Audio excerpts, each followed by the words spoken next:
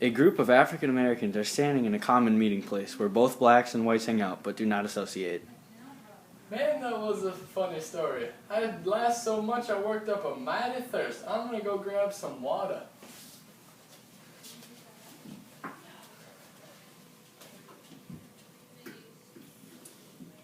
Ah, janky bubbler, hasn't been working for weeks. Why did they never fix that?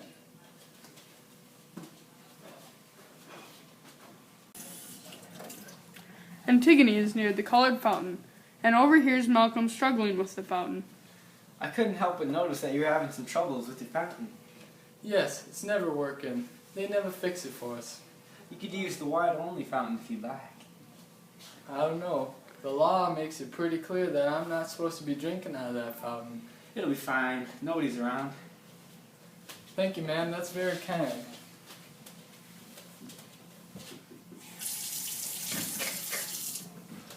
Thanks again, ma'am. Guard sees Malcolm drink out of the white-only fountain. What the? Are my eyes deceiving me, or do I see a black man drinking from the white-only fountain? I'm sorry, sir. The colored bubbler was broke down. The white lady told me I could drink out of this one. What lady? I was the one that told him he could drink from the fountain. Why would you do that? Because my morals are more important than some stupid laws requiring us to drink from separate fountains. Well, we'll see what the judge has to say about that. You two are both under arrest.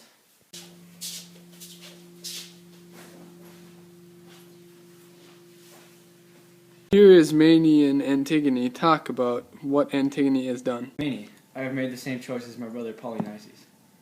Why? Why, Antigone? Why couldn't you have made the same choice as your brother Eteocles? In the eyes of the law, he is a hero. Polynices is nothing but a smooth criminal. My morals are more important to me than some man-made laws. Why? From the choices you make, man can make you suffer for the rest of your life. God can make you suffer for eternity. I'm in deep trouble. I need your help. I will not stand up against this state. I will not refuse the law. I have no strength for that. Make excuses as you like, but I will continue the fight to end segregation. You might as well go. Just remember, no matter how foolish you are, I will always love you. Here, Creon, the corrupt judge of Boonesburg, Kentucky, interrogates Antigone, hoping to get a confession of her recent actions. You're above the law, don't you? I was just standing up for what I believe in. What do you not understand about blacks not being able to use white-only fountains? I do not deny what I did. I am fully aware of what choices I've made. Those actions are unacceptable. Your moral views on other people are unacceptable. I will have you thrown in jail for a long, long time. I'm not trying to disobey your law, but I still will accept your consequence for the choices I've made. So you're not willing to apologize for your actions? I will not.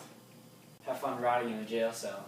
Here is Maney, stands up for her sister, also tries to take the fall for her. There are plenty of other girls out there for him. Fine. Let your son's future wife be locked up. You really need to question who you have become and what you stand for these days. Do just that. I know who I am, and I won't let you tell me what to do. Antigone did the crime, so now she will deal with the consequences. Guards, take her away. This way. Creon sits down with his son, Haman, to talk about the recent events that have taken place. What Antigone did was way out of line. Who does she think she is? Letting a black drink out of the white fountain is unacceptable. Father, I know you are getting a lot of heat for the choices you've made to punish Antigone, but just so you know, I will stand by your side on all your decisions. All a man can ask for is obedient children. Everyone knows that blacks are lower humans than whites. That's why they have separate drinking fountains made just for them. No evil is ever worse than disobedience in my eyes. Father, sometimes another man's opinion is good. Why are you better than another man just because you have lighter skin than him? They ought to give Antigone an award for what she has done. She stood up for what she believes in. She stood up for what she knew was right in her heart, despite the corrupt law telling her not to. This takes real courage. Don't be stubborn, Father. A man to learn and accept something new, even a wise man, is nothing shameful. It means that you're not a closed-minded idiot and can think for yourself. Why, at my age, should I listen to you? Since I'm young, I don't need more time to study what's right. Do you realize how unintelligent and young you sound right now? Do you realize how ignorant and foolish you sound? Am I wrong to stand up for my own race? You don't stand up for it when you trample the rights of others while doing so. Disgusting character.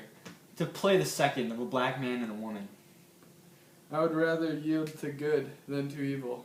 Can't marry her in jail.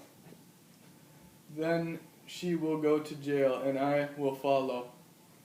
Do you dare threaten me so boldly? Were you not my father, I would call you a fool. Slave of a woman. Don't try to chirp at me. You make arguments but hear no answers. You are too stubborn to listen to anything I have to say. Here we are in the courtroom where Creon is sentencing Antigone and Malcolm for their crimes. Say for yourself, Malcolm. That no harm was done by what happened. I was just thirsty and my drinking fountain was out of order, and all Antigone was doing was performing a good deed by letting me drink from hers. Nobody was harmed or nothing by what happened. You know Antigone's going to jail for a long time, right? Well, if that is the case, then from what I hear is that you are going to lose a very good chance of having a nice step-daughter-in-law, and you're going to lose your only son, sir. After realizing there was bigger fish to fry with Antigone and his son Haman, Creon graciously lets Malcolm off with only a public ridicule. Antigone, the main reason you're here today isn't because you let a black man drink out of the white fountain.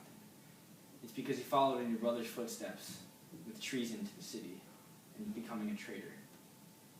Many years ago, your brother Polynices got in trouble with the law due to inciting riots because of racial segregation. And now you're following in his footsteps, and you don't expect to be punished? No, this is why you're being punished so harshly. You must with me, but I warn you, you will suffer the consequences if you follow through with what you say you are going to do. I sentence you to life in prison because of your actions against the state. As Antigone is being handcuffed, you hear the great thunderous storm taking place outside. Haman is also nowhere to be found. Stop! Right now!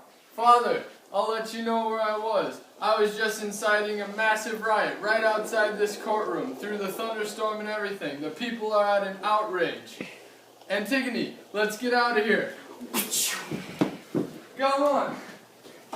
Antigone and her future husband Haman escaped that day. Some said they fled to Missouri and lived happily ever after there.